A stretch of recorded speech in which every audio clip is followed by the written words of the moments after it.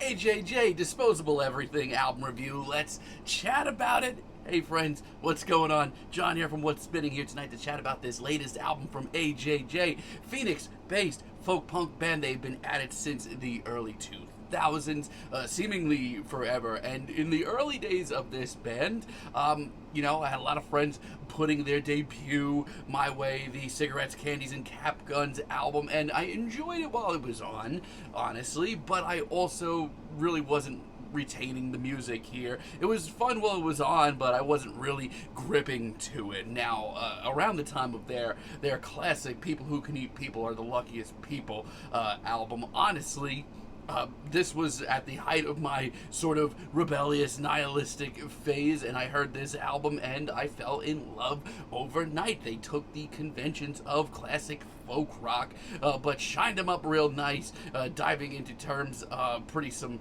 pretty spicy topics to say the least, whether it be religion, very nihilistic thoughts. It just hit me so hard. It still has some of my favorite tracks from AJJ of all time, like People 2, The Reckoning, and I still feel like, especially in this time period, folk punk kind of got a bad name for itself, but there is nothing bad about the Can't Maintain album, and their Knife Man release is still their best work from start to finish, and easily their most consistent effort. Now, around this time, they went through a name change. They were formerly Andrew Jackson Jihad. They did shift their name to AJJ, but they shifted a lot more as well, which was pretty obvious with their Christmas Island album. This album, when it came out, upset me so much. And it still does. It is just way too shiny to the point where, this is basically their pop album. If you haven't listened to it, steer clear from it. And follow it up, The Bible Part 2, I thought it had some great tracks and it wasn't as shined up. I thought it had some real grit to it at points, but I don't know, the cohesive thoughts of their early albums had come and gone, and I don't know, their energy was down, and I just felt like there was something missing from the band. Now, in 2020, they released Good Luck Everybody. And I was not a fan of this album overall. The production was still kind of throwing me off. The performances, that heart wasn't here anymore for the band, obviously. But one thing that I did take away was I thought that the songwriting was going back in a direction that I thought, was suitable to the AJJ sound. It reminded me of where the band once was. And I didn't want to get my hopes up. But goddamn, almost every track they dropped as a teaser leading up to this new album, Disposable Everything, actually really took me back. I was pretty shocked by it. Let's chat about this thing. This album starts off with Strawberry Probably, and I'm not going to sugarcoat or, beat around the bush. Already, one track in, this is AJJ regrouping, the boys regrouping in the best way. While this track still doesn't have that DIY, very, stripped down sound of their early releases, let's talk about what this track does have. Heart, passion, emotion, that frantic energy that made their early recordings so awesome. We are one track in, and I haven't felt this much passion since, Knife Man. It's a great opening. This sounds like a rebirth. It is so good, and it's just melodic enough.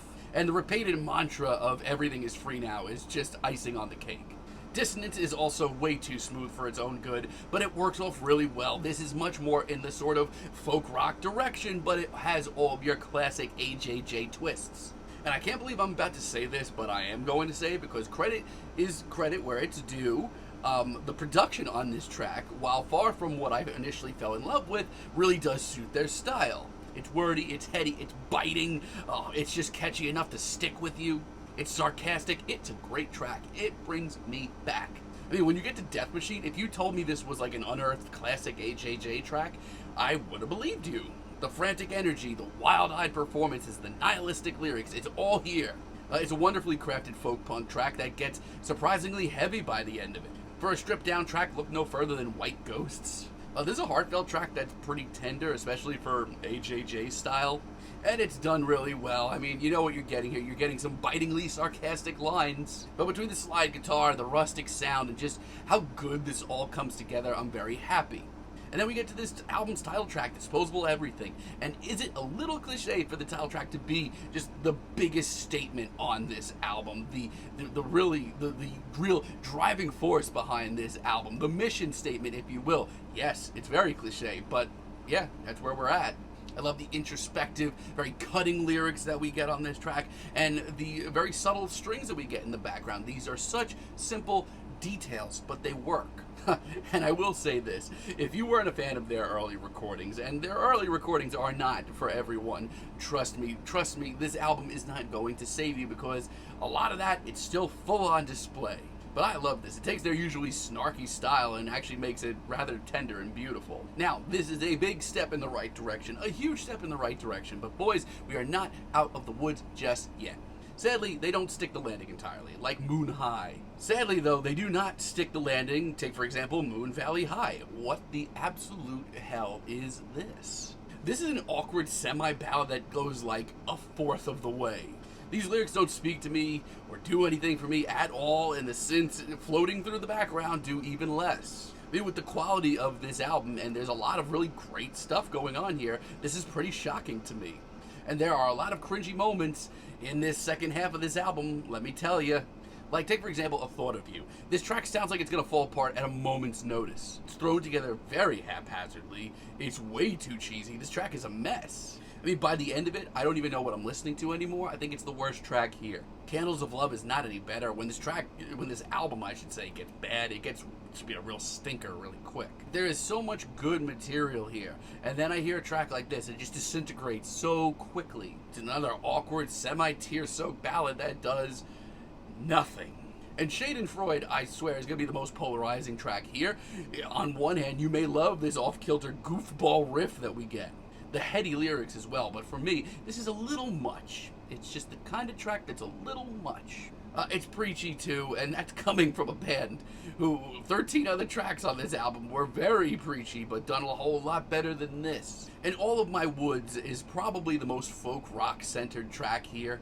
I mean, it's sweet, and we get some introspective lyrics that definitely bounce more along the side of the self-deprecating side of things. I just wish they took this track further. It's a little too fluffy for me. I don't know, they just kind of half-assed this one. Say what you will, though, I am having a lot of fun with this album. The Baby Panda is one of the more intense tracks here. I love the bass thumping throughout this one. It's got that energy, the intensity that I crave, and yeah, we're getting into some pretty fucking morbid territory, but I love it. It's short, it's sweet, it's effective. You saw it coming. And I Hate Rock and Roll Again is a great late album treat. It's upbeat, it's snarky, it's got that gun punch to it, and yeah, the lyrics are very sarcastic, bitingly so, and we're getting the whiniest vocals on this entire album, which may not be for everyone. It's been a selling point for years, but this track is great for me. It's a wonderfully fun tune that reminds me of where they've been. I Want to Be Your Dog Too takes a surprise turn for the grungy and much heavier sound. It's got that scuzzy rip, it's got all the tongue-in-cheek humor. But in a very AJJ moment, by the end of this track, it's borderline sweet. And In the Valley, as a finale, which rhymes, by the way, I think it's the best track here. This is a sharply wrote, nihilistic lullaby with every trope put into one track that AJJ has ever touched down. It is such a perfect finale.